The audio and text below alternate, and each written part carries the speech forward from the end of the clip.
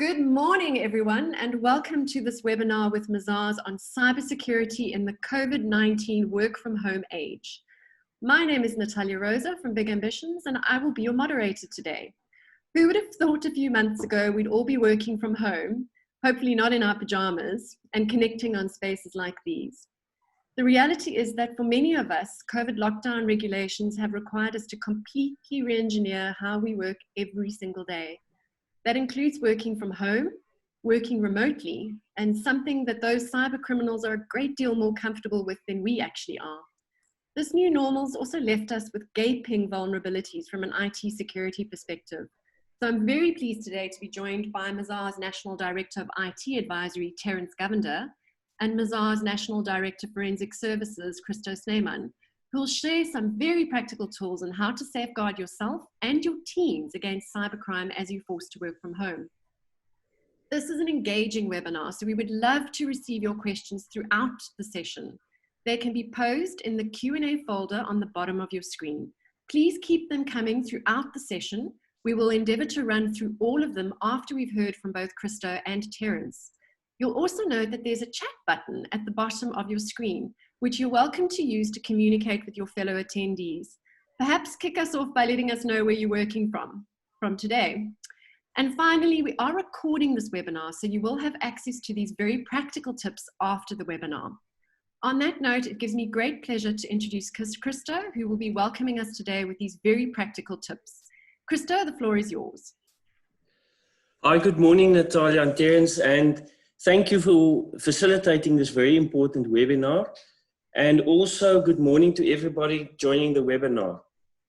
This is our second webinar focusing on cybercrime, working from home, and COVID-19. And at the time of our first seminar, the term lockdown was still relatively new. However, it seems now that this is the way of working we need to get accustomed to for the very near future. And already with our first seminar, we emphasized that criminals, and specifically cyber criminals, are definitely not in lockdown, and that they are going to leverage on this unthinkable situation we find ourselves in to cash in. And already I've received numerous complaints from clients involving cybercrime and requests to assist our clients to reporting matters to the South African Police Services. One of the scams I'm investigating is where cyber criminals targeted a large financial organization. And it's not only this organization, I've received several complaints from various other sectors as well, construction as well. In this specific instance, the cyber criminal purported to be one of the company's directors and requested the payroll office to change the director's banking details for salary payment. The criminal also forwarded to the payroll office a false ABSA bank confirmation letter. Fortunately, the payroll officer in this specific instance contacted the director telephonically, and who then immediately stopped the change of banking details. And this is one of the important messages that I want to bring forward before I hand over to Terence to discuss in more detail about this, is that whenever your supplier, staff member or a contractor contact you, or there's a request for a change of banking details, make sure that when you change the banking details that it is correct and that you've made contact with the person whose banking details or supplier whose banking details needs to be changed.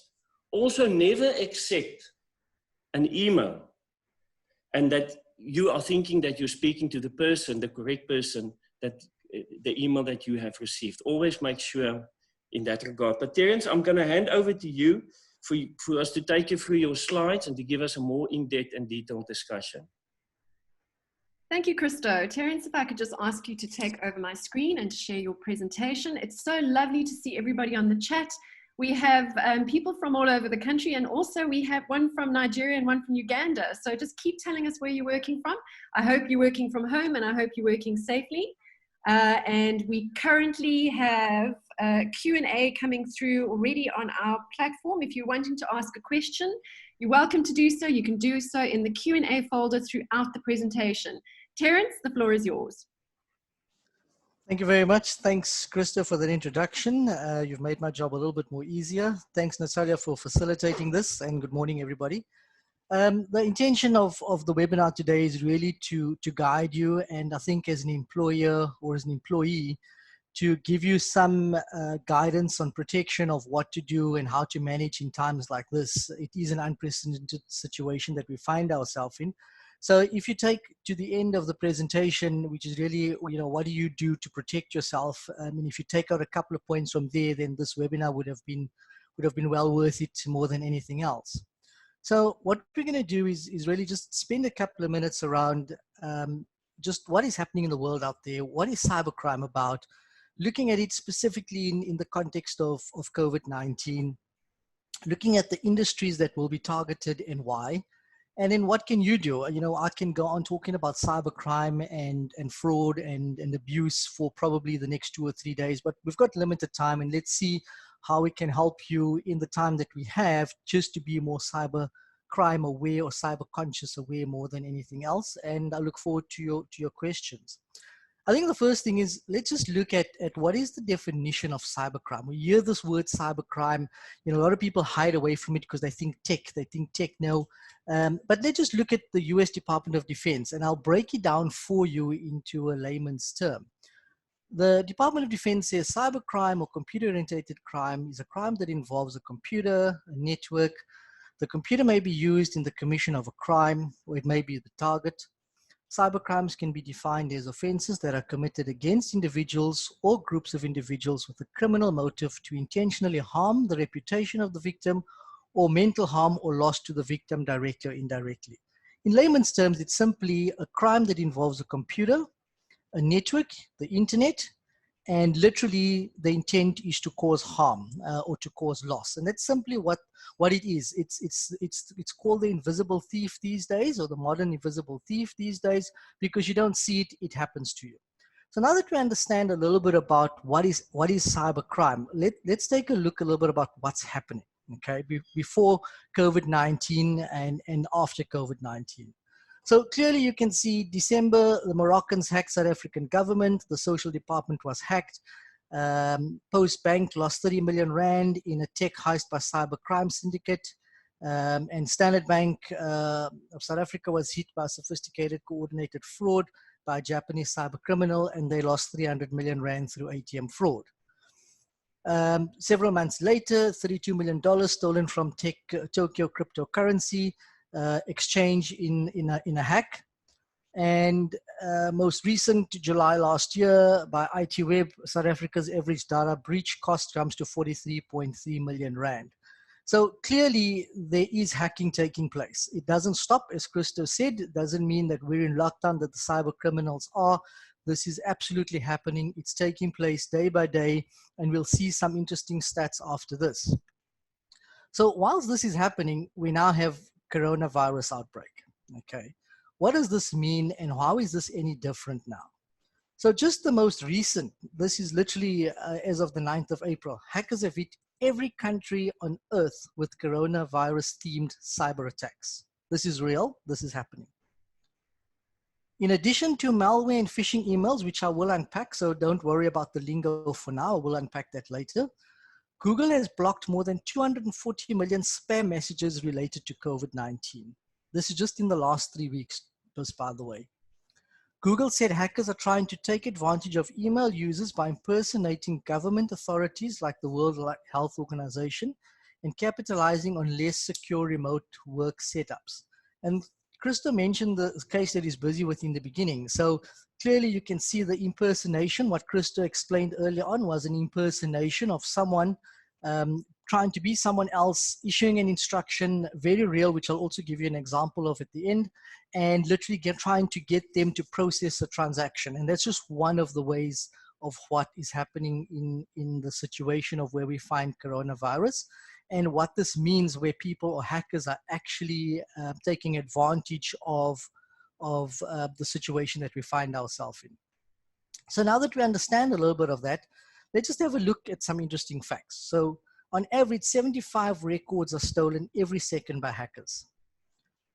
24% of data breaches are as a result of human error, phishing, or business process errors. Now, I'd like you just to keep that number in mind, because that 24% is what you're going to do to help us and help the whole country from just being safe and being secure. But 24% of the breaches are a result of human error or phishing. 30,000 websites are hacked daily. And in fact, just as of last week, Thursday, I've come to some information that more than 10,000 websites have been registered since the start of COVID. And that is just astronomical, and there's no governance around it. So anyone can register a website, can spoof or get people to log onto that website and siphon information from you. I mean, 10,000 is just astronomical. And the average cost of a stolen record is around about 3,000 Rand on the black market. And in the next slide, you'll see why and how. But on average in South Africa, 3,000 Rand is what you can fetch for a record. So this information is from the Cost of a Data Breach report done by Panama Institute and IBM. It's the 2019. They've done this report for the last 6 or 7 years. And clearly you can see the sector on the left-hand side and the average cost of a record, of a stolen record. Now you may look at it and you may say, well, why is health and financial services so high? And it's purely because of what we call PI, or personal identifiable information, that is in those records. And those are the records that people don't want exposed. So therefore you can see a health record, $400, financial services, $206, and all the way down to any public record around about $75. The average, as I said, is probably around about $120 to $130, which is probably around about 3,000 Rand. So you can see that this is a booming business. The cyber criminal business is estimated to be around about between $250 and $300 billion. And they reckon that by the end of 2025, it's probably going to be closer to $1 trillion. That's what this market is worth. So clearly you can see why, as Krista said, people are literally, this is their full-time job. These hackers, as you and I get up and go to work every day, they get up and they look at saying, where's the weakest link? There's absolutely no discrimination. And you could see that in the headlines in the front. They will target every company, everyone, where they find the weakest link and where they can exploit, or where they can look at creating or dismay or ransomware or some form of gain for themselves and loss for someone else. So let's look at it in the context of COVID-19. Okay, so in SA, as what we are globally, we're in a lockdown and what we call a full lockdown at this point, and that's largely to reduce or prevent the spread of the virus.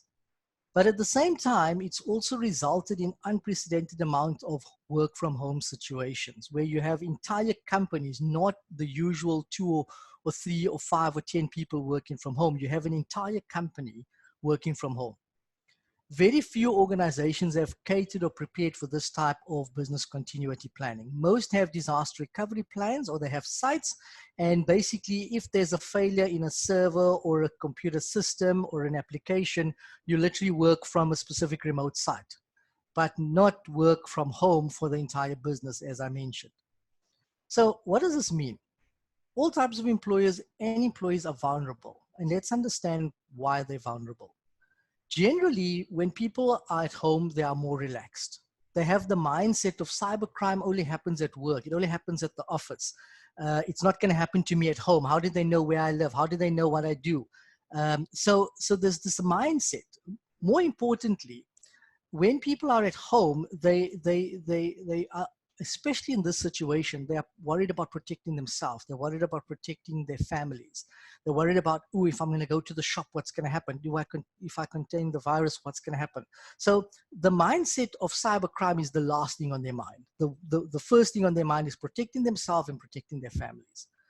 The second thing is that remote working users don't always have antivirus software, or what we call virtual private network software. And virtual private network software, in simple terms, is literally, if you think about a dedicated connection, if you think about a hose pipe from the tap all the way to a point in the garden, there's no holes in this hose pipe. It literally delivers water from the one end to the other end in a secure manner.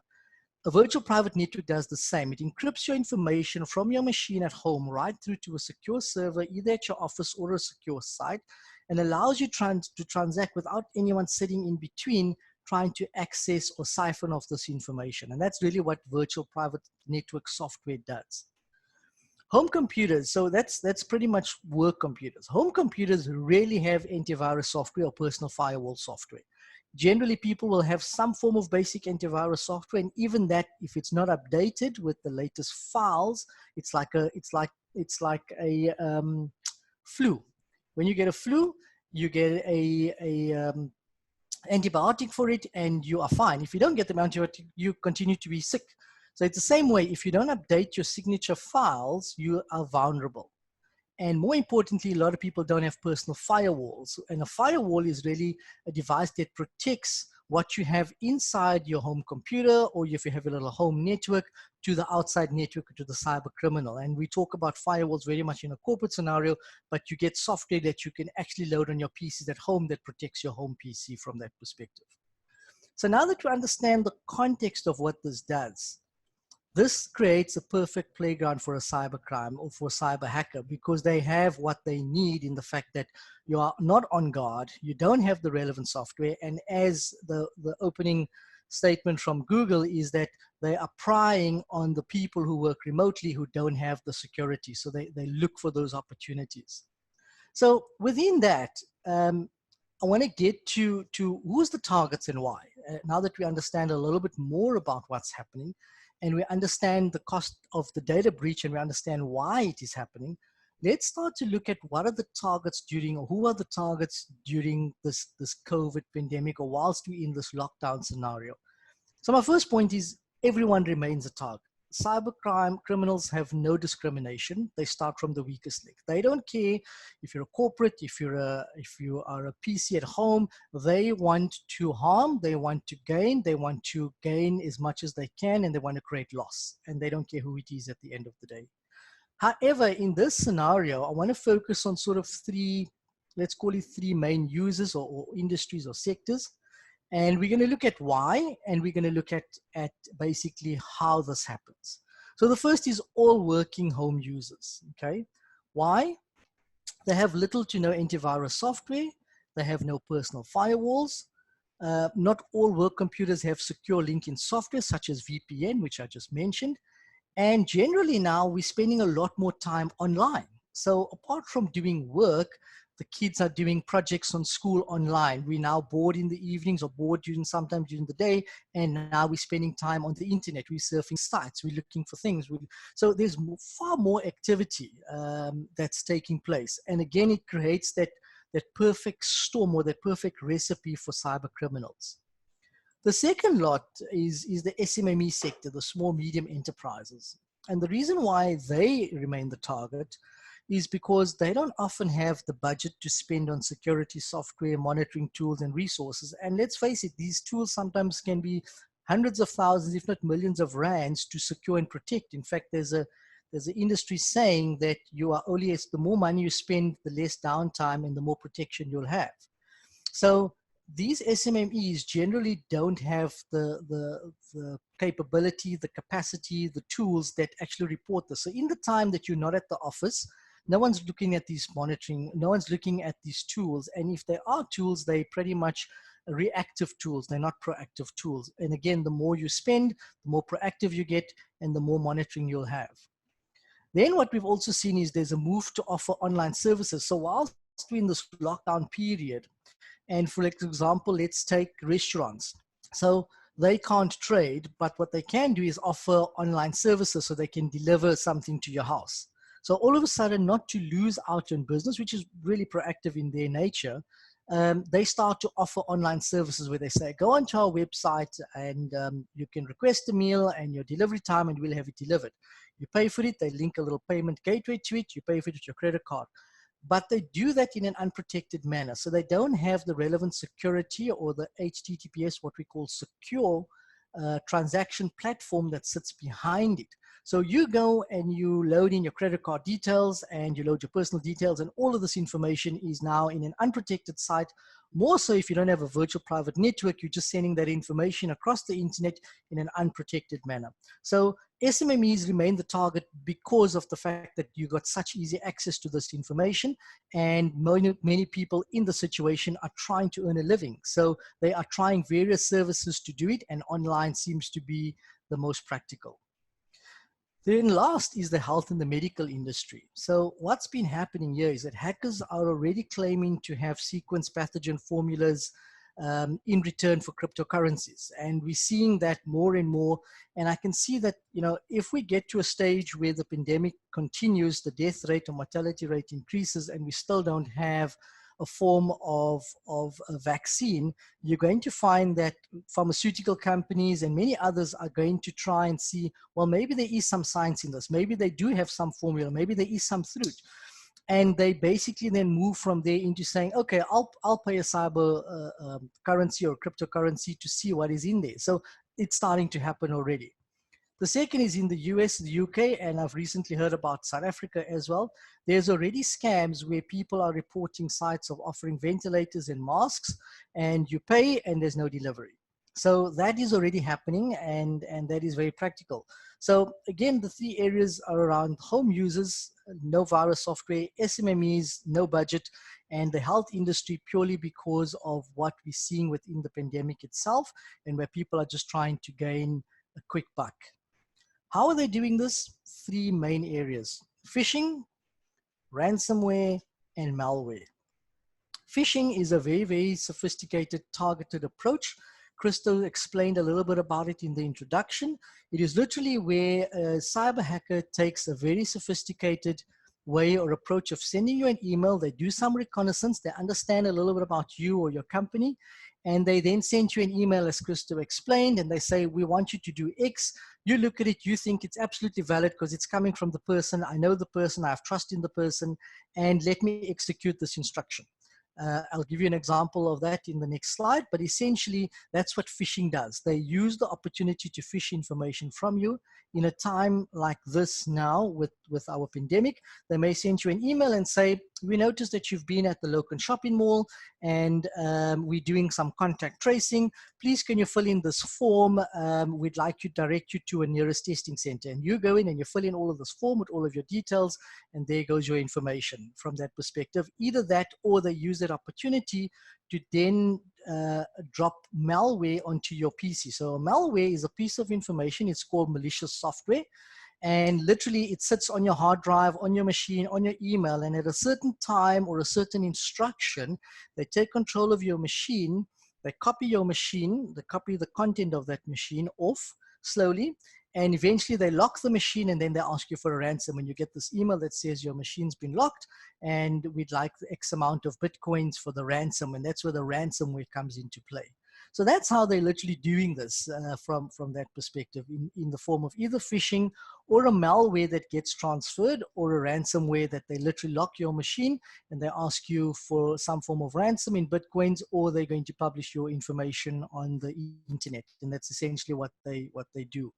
There has been, I must mention that there has been 2 hacking groups, that's how brazen they are, Maze and Doppelpaymer, who are claiming that they will not lock down any computers in the health industry during this time, very specific, only the health industry. And they will actually offer free encryption, decryption keys for people who have locked health information or health data. But again, you know, the question is you know, are they following altruism, or is it actually self-preservation? Who knows? And with these guys, with the money that's on the line, you never can tell until it actually happens. So now that we understand a little bit more phishing and ransomware and malware, let me just show you a specific example of actually a phishing email. So if you look at the top, this is an email from SARS, and it says there, SARS refund at sars.gov.za. And it says, dear taxpayer, after calculations, you're entitled to receive some money back.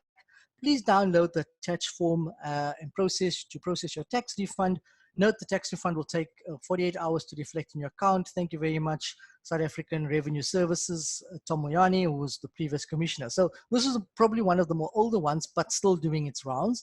And you can clearly see there at the top, the first giveaway is that it's re-fund at sars.gov.za. Some of it might have SARS with 2 S's. Some might have Gov with 2 V's. So again, you're not looking for this thing. You get the email in and you think, oh, hold on a sec. Yes, I'm eligible to get this. Let me just complete this form and let me send it through. It's only when you start to look at it in more detail that you actually get to see what is this about.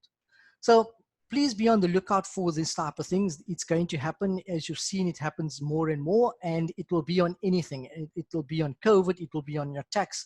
It will be on a simple thing of, I've changed my banking details. Please, can you pay my salary into this account? In the meantime, it's completely spoofed, right to a point where they're producing bank letters that says, here's the account details. That's how sophisticated they are. So the last thing I want to mention is what can I do to safeguard myself? And I'm going to mention, we will make this available to all our clients, but I want to mention a few things that I think you need to do as an employer and as an employee, and just as someone sitting at home, what do I need to do? So I think as an employer, as a chief information officer, as a risk officer, the first things that you need to do is make sure that all the laptops that go home, even if it's desktops, have some form of antivirus software and some form of VPN that is enabled on those machines, or two-factor authentication. Two-factor authentication is literally where I'm sure all of you have done banking, and you put in a login name and a password, and the bank then sends you back a code, and you then put the code back in, and they authenticate the two together to say, yes, this is Terence, or this is Christo, and this is what I'm doing. So make sure that you have that level of protection for your staff. And just make sure that from a collaboration perspective, that if you're using Microsoft Teams or you're using Zoom, that software is loaded and configured ahead of time. Don't let staff try and download and follow software. It's often in the downloads that you find that you have these malicious software or malware that is in the system. So just take precaution from that perspective. Where possible, make sure your hard disks are encrypted, and make sure that your maximum password requirements are applicable. From an employee perspective, it's really making sure that when I do log in from home, that I log into my network and there's a password that I put in. If there's no password, that's the first sign that something has changed, and immediately notify your IT department. Don't plug any foreign or unapproved memory sticks into the app. So if your neighbor says, oh, hold on a sec, here's some games, just plug this in. Malware can sit in a game. Malware can sit even up to, I've seen malware sitting in charging cables. So if someone says, yeah, you can, if you're sitting at a public area or the airport and you want to charge, and someone says, here's my cable, just plug it in. Please don't do that. Malware can be sitting into a cable as well. Check with your IT department for websites that you can utilize for work-related areas. So don't just use and put information into things like Dropbox until you know that it is secure. And report any strange emails or activities. So if you know you're expecting an email, that's great. But if you're not, and someone's requesting information and you know you're not expecting it to be, verified. In the case that Christo mentioned, the person picked up the phone and said, can I just confirm this is what you want to do? And then found out that it was actually malicious. And then load antivirus software on your personal PCs, load personal firewalls. Please make sure that they are protected, especially if you have little home networks running where you have your iPads and other desktop PCs for kids on the network. Please make sure that they are protected. So that's some of the do's. Some of the don'ts is really don't visit sites that are unfamiliar. If you are transacting, make sure that you are doing transaction that has the HTTPS in the URL, and the S stands for secure. And that means that the company's been validated and the certificate has been issued. They've been verified in what they're doing and how they're conducting themselves. And therefore it is any information that is on that site is deemed secure. Don't provide any confidential information to anyone requesting it unless you have prior knowledge of it. So unless your CEO, your manager, your supervisor says, I'm going to contact you for X, you know about it, that's great. Other than that, don't. And don't respond to any emails that is COVID-19 related. And as you can see up in the front, Google already blocked 240 spam emails relating to COVID-19. So that's pretty much it, I think, in the short time that we have together that I can share with you, and hope that, you know, if you can take something out of this to be secure in your home environment, please do so. And if you're uncertain, please, you're more than welcome to contact us at Mazars, and we're happy to be of assistance where we can. I think that pretty much covers everything. Natalia, I want to hand back to you for questions. Thank you so much, Terence. And we have received quite a few already. So for those of you who joined us a little bit later, it's very easy for you to pose a question. All you need to do is to click on the Q&A folder at the bottom of your screen, type in your question, that will come through to me, and I'll endeavor to field those off to Terence. Just to advise, we are recording the webinar, so you will have access to those great practical tips that Terence has already shared with you. And, you know, I must say, Terence, having spoken to you about this before, we often have this perception that it's going to happen to someone else. And we don't actually realize the extent to which we might already be compromised, but don't know it as yet. So, you know, is that true? What I'm saying, that many of us are already compromised and we don't know it? Is there any way for us to find out if we have been? So, Natalia, good question. Unfortunately, you know, with things like malware and ransomware, you don't know until it hits you. The only thing that you can do is to make sure you have some form of antivirus software, such as Kaspersky or McAfee or BitLocker, and try and take the highest package that you have. Normally, people have an entry level, a mid-tier, and then the highest level of protection. And the reason why I say that is because they generally will pick up and flag any changes to your system, any files coming in that they deem is not authentic or not legit, they'll flag it. And it's up to you then to say, hold on a second, maybe this is not legit. So yes, people could potentially be affected already, and we don't know it. Synonymously, it's like the COVID virus. You know, you have that period of 0 to 5 days where you could be spreading this disease and not knowing it. It's exactly the same. So the only precaution you can take is to have some form of antivirus software, and the antivirus software generally comes with firewall protection, password protection, and a few other things that goes with it. Okay, so you've mentioned antivirus, and we know as human beings that we unfortunately won't catch those funnies when they're trying to phish us. What about insurance? Would we be able to have some form of cybersecurity insurance in place so that if it did happen, that we were covered? So there's very few companies that are actually offering cyber insurance. There are those that do, and it's purely because, you know, it can vary to the extent of the damage, and where do they stop and start in terms of the compensation. So yes, you can insure certain things. You can insure your data. You can insure, I think, if anything does happen, the actual downtime that it causes, the productivity time that's lost, and obviously the cost to remediate. You can insure those type of things. That's more on the commercial side. I'm not fully aware of, in the personal side, to what extent you would have cover from that perspective. Okay, let's dive into some of these questions, and I'm going to deal with the VPN questions that we have received. So Andrew has asked, how secure are VPN services such as NordVPN or TunnelBear?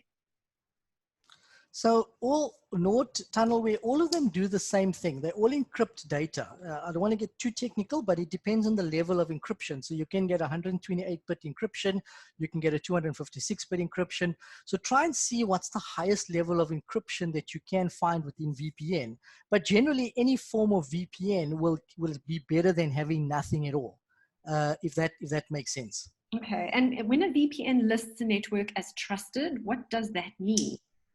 Okay, so when it says it's a trusted source or trusted, it means that private network has got an encryption key that wherever you go, it's to the highest level that you can't access, or it'll be very difficult to break, so to speak. And then you get that, which is associated with the HTTPS, which I mentioned, which is your secure certificate. And those digital certificates talk to one another. So when it's trusted, it's a trusted source talking to one another. It's not a trusted to an untrusted, if that makes sense. So it's almost like I give you a key, and unless you have that key to access this information, you're not going to access it. So if I got the key, it's a trusted source, and that trusted source is now able to access that information. What happens in a case where we have some service providers blocking the ports that allow VPN connections to happen? What can one do? So just say it again, so some service providers that block... What can be done with service providers blocking the ports that allow VPN connections to happen? So I must admit, I've never heard of there'd have to be a reason why they would block certain ports, because the whole idea of VPN is the encryption that sits behind it. And that's linked to, as I said, like an SSL certificate. So I'd have to understand what would their reason be for port blocking that VPN, unless they feel that something specific within that encryption or that VPN is untrusted. But it's very, very rarely that the service provider will, I mean, they block ports, but they block ports that is generally not protected, or ports that what the hackers generally use to communicate or to access on, specific, more popular ports. The ports that are restricted will have to be for a specific reason. So Anonymous has actually asked something that I've always found curious, using things like Dropbox, for example, and Google Docs. If you're working from home and you connect to your company cloud tools like Microsoft Office 365, but without a VPN connection via the internet, how safe is that? How safe would it be for you to use those cloud tools? So remember, the cloud tools offer an SSL specific scenario. So anything that I do on that site is safe. My data on that site is safe. But if I don't have a VPN and if I transact, it's literally information that is going across the internet. Who knows how many hops and routers it goes through, a little bit more technical, to get to that end destination. So without a VPN, you're not safe. You literally, if I'm sitting with a sniffer device in between, I will be able to access that information, obviously with a bit of tools, so it's not available to the average man out there, but with a bit of tools, I can access that information because it's not encrypted. So there's no keys in between, and I can literally take that information, decipher that information, because it's generally going to be in plain text, and I can have access to your login name, password, whatever it is. As I said, it's not available to the average man. You need to know what you're doing, but to the hacker, this is like child's play. So you're not protected in that manner. Oh dear. Okay, Stephanie wants to know, oh, she's disappeared. There we go. Do we need a VPN if you only use a home network? So if you're using a home network and you're not breaking out into the internet, you don't need a VPN. If you're using your home network and you're going out onto the internet, I would strongly suggest you have some form of VPN, especially if you're going to be transacting. So if you're going to be buying groceries, if you're going to be doing banking, anything where you're transacting, where you're at risk of your financial information or any health information or any personal identifiable information, I would definitely suggest you have some form of firewall, and then generally with the highest package, you will get automatically a VPN type software that you would utilize from that perspective. And generally, if you have a home network, definitely have some form of personal firewall in play so that anyone trying to come in will be blocked, especially if you have 5 or 6 computers on the network and they share files. I mean, we had a scenario recently, Terence, you will remember in a previous webinar where one of the attendees was telling us how her child's PC had been caught out or was vulnerable, and it had been accessed through a game, just a game, without even knowing that it had been accessed. Absolutely. I mean, that was a typical example of where the dad's PC and the mom's PC was protected from what we understood, but the child downloaded a game and his PC or his iPad wasn't protected. And literally from that game, the malware then spread to the rest of the PCs on their house, in their home. And I can't remember, I think they were also at ransom, or whether the malware just spread. But absolutely the vulnerable point. So you might think my PC is safe, but 2 PCs down the line in the house creates vulnerability. And especially when we're busy teaching our children at home now, to make sure that we're keeping their PCs safe. Juan's actually said, in the case of something like Google Classroom, our students access via various devices that we cannot secure. How do we resolve this?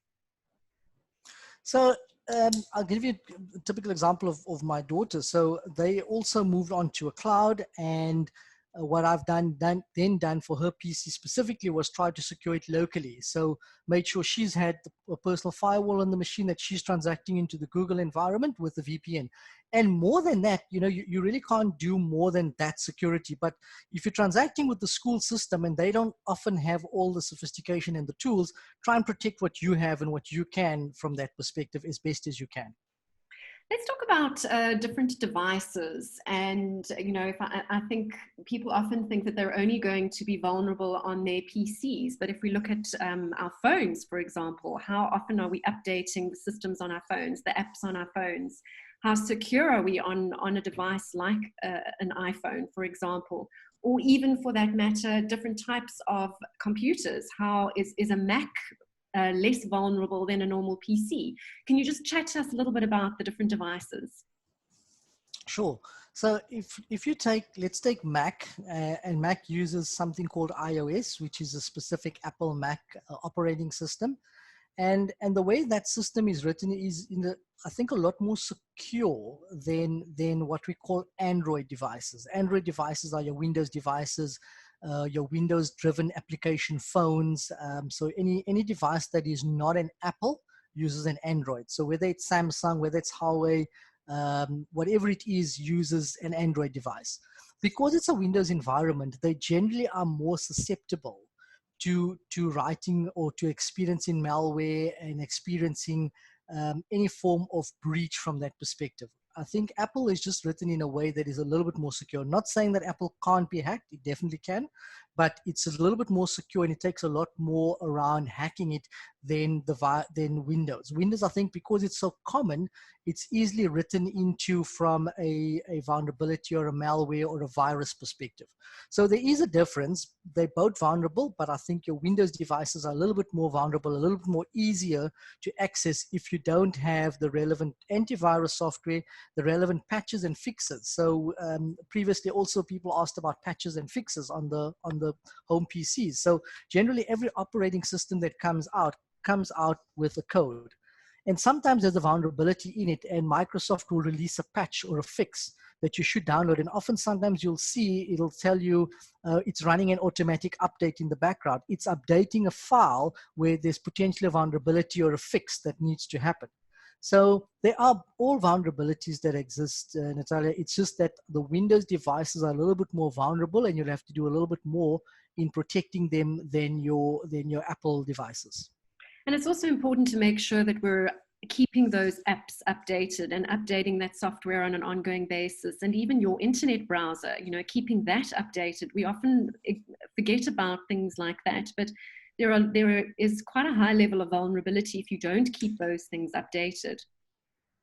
Absolutely. I mean, by default, Internet Explorer, I see Microsoft are now writing quite strict updates that follow through and are by default are locking down certain aspects. So if you think about Google Chrome or Google as a browser, by default, it's saving your passwords in your browser. And if I have access to your machine at home, I can look at your password, I can look at the site that you're looking at, all just in plain text. By default in Windows Explorer, that's all by default disabled. So you would have to go into Google and disable that, or else it's just building a repository of lists. And once I get access to your browser, I can have a look at all of that from that perspective. And I've got access to it. So no automatic saving of passwords is what you say. No, no automatic saving of passwords. Try and turn all of that off as much as you can. If it means I have to put a password in every time I log into a specific banking site or my discovery portal, rather put the password in every time than letting it save it for you, because it's just building a repository. A, Google has access to that, and B, you know, that's the first thing hackers will look at when they try and hack you, is to look at all of what's in your browser history. We've had a couple of questions around recommendations. So one of the questions was around antivirus software that you could recommend, and another was around VPN. So, I mean, would you have any recommendations that you would want to put forward to those who are listening? So I'm again going to be put on the spot. So I don't want to recommend any specific one, but what I will tell you is that all of them, whether it's Kaspersky, whether it's McAfee, whether it's BitLocker, they all do the same thing. My only guidance to you would be to buy the highest package. It's a couple of extra R100, but it gives you the full protection. The entry level packages, it's like walking past a house and the window is open and there's no burglar bars on it. And the basic package gives you burglar bars, whereas the highest package will give you burglar bars, it'll give you electric fence, and it'll give you beams. I'm just using a simple analogy of it. So try and spend and all of the providers, all of the vendors, whether you use VPN Express, whether you use all of these software come with the VPN anyway. So no matter which one you use, try and go for the highest in the package. For an extra $100, it's well worth the security that you're going to get and the protection that you're going to get from that perspective. So whatever you got, don't go and throw it out. Just either upgrade it if you don't have the latest one. They're all going to do exactly the same thing. It's not one's better than the other. It's horses for courses, but try and go for the highest package that you can get with that provider. And as one of the listeners has actually asked, they've said, can we just keep or use the antivirus security measures on Windows 10, for example, without having to purchase over and above an independent antivirus software? And I guess that analogy that you have shared with us now holds true. The more you have in place to deter someone from hacking you, the better, essentially. Correct. So again, the Windows BitLocker is better than having nothing. However, Microsoft is not there to write antivirus. You get people like McAfee, Kaspersky, and many others that specialize in this. That's a basic level line of defense that Microsoft have built in, which is really great. But if I personally would then still load something else in addition to that, but if that's all you have, it's better than nothing. And at least it gives you some form of, if someone is trying to do something, some form of notification at least. Might not be to the highest level, but at least you have some better than nothing. Terence, lots of questions, ironically, around things like Zoom, which we happen to be on at the moment. So Zoom, how safe is Zoom? How safe are platforms like Zoom? Can you give us a little bit of insight into that? Are they easily hackable? And if so, what can we do to make sure that our meetings are safer? So I don't know if anyone's read, but literally about 2 weeks ago, Zoom came under attack as well. And so did many other collaboration software, Skype as well, purely because everyone started moving to the online world and to the online platform. Zoom responded very quickly with a patch that automatically downloaded. So the moment you accessed it, it came back and said there's a latest security patch and downloaded it. So all of these application tools are going to be susceptible at some point. But what I like is both Skype and Zoom in this case, and Microsoft as well, very quickly came out with patches to correct and to fix and to secure even further. And they constantly do that. I mean, within a space of 3 days, I had 2 different Zoom updates taking place. So they are certainly, I think, at the forefront of protecting. I mean, it's their reputation at the end of the day. And I think we don't have much of a choice because we need to collaborate. We need to communicate in this time that we are together. They are fairly safe. I think the only thing is that when you are connecting with someone, make sure that the people that you are connecting with, again, if you're expecting 5 people, that there's 5 people on the call, and make sure that you know who those 5 people are, that there isn't anyone else on that call that shouldn't be on that call, and immediately just terminate the call, report it, and either request new access codes and new passwords.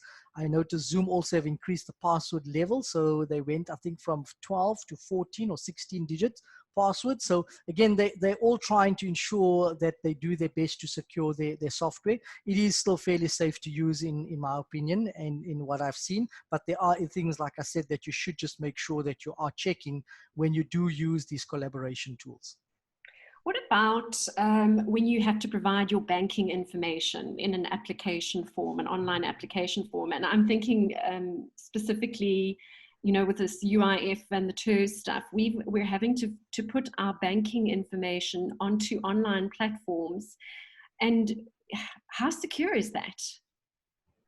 So again, if you're putting in the information onto an HTTPS site, you're fairly secure. And if you're doing that via your VPN, you're fairly secure. If someone requests or sends an email and says, please update your banking details, and you look at it and it says HTTP : COVID-19 relief fund, and there's no S, immediately don't do it, because that already tells me that it's not a secure site and you don't know where it's going to from that perspective. Anyone else during this time would have registered and would have obtained a digital certificate to ensure and protect people's information. So that's the first sign. If you log in onto somewhere, make sure it says there's an S, and make sure that you're doing it from within your VPN. If not, you are sending your credit card information to that site, which is secure, but between leaving that information and getting to that site, it is unprotected. It is in a clear text format. Know that it's not encrypted if you don't have a VPN. I love this question from Andrew, where he talks about banking apps on smartphones and tablets as opposed to banking websites. So what's your view on that, Terence? Banking apps generally are far more secure than just using your website. The banks have built in quite a bit of protection in the application itself. And between the application and their servers, they have implemented within the app a mini, let's call it VPN or container as they call it. And anything that you do within that app between the transaction itself is secure. So rather use the app, download the banking app if you have to, than using an online connection where you have no VPN and no security. That app, the banks have invested far more security from that perspective. I've been in with a number of discussions with Standard Bank and Nedbank, and they really go through quite a bit of rigor and updating of the app itself in a secure environment. So use the app more than using your internet, especially in a public environment. I wouldn't use any internet in a public environment or public Wi-Fi. And so just to reiterate, because Jan has asked how secure the banking sites in South Africa are in terms of hacking, it's that looking for that HTTPS colon as opposed to just HTTP, essentially. And if you are working off certain browsers, you don't actually see the HTTPS, you'll see a little lock icon. Lock, correct. Yeah. Okay. Correct. If you see the lock or the HTTPS, you're fairly secure. And again, I mean, you know, the first slide I had, Standard Bank was hacked. So they only, and they learn from every hack. They try and implement the best security. So I don't think anyone is foolproof. You know, I'm not going to sit here and lie to you and say, if you see this, you're foolproof. It's just deterrence to help you to mitigate the risk. It's not going to remove the risk altogether. Standard Bank could be hacked tomorrow. Liberty was hacked, even with all the security they had. Also, a great question from Lindsay. And I experienced this myself because I can't remember all these passwords, Terence. Your view on password managers rather than browser password saving. So we know that it's bad to save our passwords in the browser, but what about a password manager? So password managers you can use, provided it is protected. So again, things like Kaspersky, McAfee, they offer password manager vault. So literally you install it and it's a vault on your PC, it's protected and it's encrypted. And literally it then assigns the password depending on where you and what you want to use, but it's encrypted. So you have some level of comfort that the password is not available in plain text and it's not available if anyone gets to my hard drive, it's encrypted so they can't access it anyway. So I would say don't just save passwords in a spreadsheet, which I've also seen people do. Use a password manager, provided you have it with someone or with an application that does security around password managers and has encryption with it. Okay, so we're running a little bit short on time, so I'm going to be a bit selfish and ask you, Terence, for the 5 things that I need to do today to secure myself and my team, the 5 things that I should be doing today. I think the first thing is just be aware of the fact that this is happening and report any malicious or any emails that you think is suspect. Don't even open it, just delete it. And that's the 24% that I refer to. If you just do that, you will immediately remove yourself from being part of the 24% statistic. That's the first thing. The second thing is make sure that you have some form of firewall or antivirus software that contains firewall, VPN, and a number of other things. They wrap up 4 or 5 sort of features within a package. Make sure that you have some of that. For the 300 or 400 or 500 Rand that you pay per annum, it's well worth it. The next thing is then to not plug any USB sticks that you don't know of into your machine. So your neighbor or your friend says, oh, just download this game. Rather, don't do it. Or if you have to do it, make sure that your port from your antivirus software is enabled to scan that memory stick. Because if you plug it in and if there's anything malicious on there, the antivirus software will pick it up immediately from that perspective. And lastly, if you do see anything in terms of your password that is not available, then immediately don't again report it to your IT, and don't go into any sites if you're transacting. Don't go into any sites that's HTTPS. If you're just browsing something, and HTTP is fine. But if you're downloading or uploading something, make sure it is secure in HTTPS.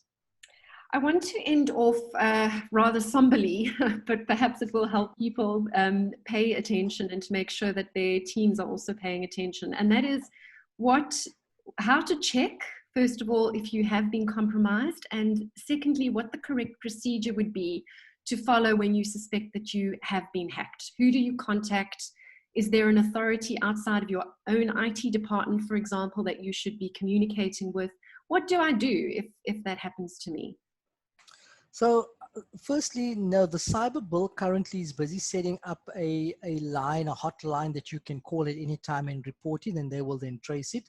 At this stage, it's really only two things. One is you can report it to SAPS. I'm obviously assuming that you either have reported or you haven't reported to your IT department, but that's your first port of call. And then obviously you can contact us at Mazars. We're happy to assist you with following a process. Krista and his have a team that specialize in this and what they do from a cyber and a forensics perspective that can then start a trace on where it is. And we can assist you with reporting it and to then take it further from that point. But generally, you would have to go to SAPS because it does become a crime essentially. Okay, I think a lot of the questions we've come through are very, very specific. So what I'm going to do, Terence, with your permission, is I'm going to share these questions with you so that you can then, after the fact, communicate with those individuals who have posed them. I have received a couple of questions around cables. And Bruce, for example, has asked what type of cable is able to store software. And Gert has asked, how are malware stored in charging cables that hold no storage? Is that something that you're able to speak to? Yeah, very quickly, absolutely. So what they do is in the cable itself, and I'm actually just looking at my cable now, in the cable itself, they literally plug if you think about the size of a micro SIM or a micro USB, they literally plug a memory card into that cable. And they literally wire the information that literally, as you charge, it trickle feeds information into that memory card that's in the USB side of the cable. And literally once you've plugged it out and I plug it in and I literally use then all of that information, I plug it into a machine, I use a bit of software and I'm able to gain access to all of the binary logic that's used to basically capture that information. So all they do is they take a cable and they put a memory card in the cable. They literally look at the pinout configuration within the cable itself. And in that cable, you'll find there's a positive, a negative, and two or three other wires in there that transmits information. That information or that cable then looks at storing your data. So it's not an ordinary cable. It's literally a cable that they actually use and they put in a memory card. These people are far too clever and they have far too much time on their hands, clearly. You have no idea the sophistication that exists with these people. As I said, this is their day job. This is what they live and breathe and do. And until you see it, and I didn't believe it until I saw it myself at a conference, I then realized the power that these guys have and what they can do. Wow. Last question for you, Terence, before we wind up, and that is from Eugene. Does Mazars carry out cybersecurity audits for clients? Yes, absolutely. So we do a cybersecurity assessment. So we look at your network itself, and we then do what we call vulnerability and penetration testing, where we actually simulate being what we call an ethical hacker, where we sit on the outside and we try and break your network from the outside, and we sit on the inside and we see where are the vulnerabilities on the inside. So often people put these fancy printers on the network, and those printers have printers, they have what they call IP addresses, they have hard drives, and these printers then store information, and that's the first thing hackers go for. So we do all of that type of stuff. We do the penetration testing, vulnerability, and we look at your policies, procedures, and literally the architecture of your network to see at least do you have the minimum that is in place in relation to what is required to protect myself. You're more than welcome to contact me. I think there's stuff on our website if there's more information that you require in terms of what we do and how we do from a cyber resilience perspective or what we call business resilience perspective. And on that note, thank you so much, Terence and Christo, and all of you for joining us today. I want to end with Dirk's very clever comment where he says, wow, and we thought James Bond was cool. We absolutely did.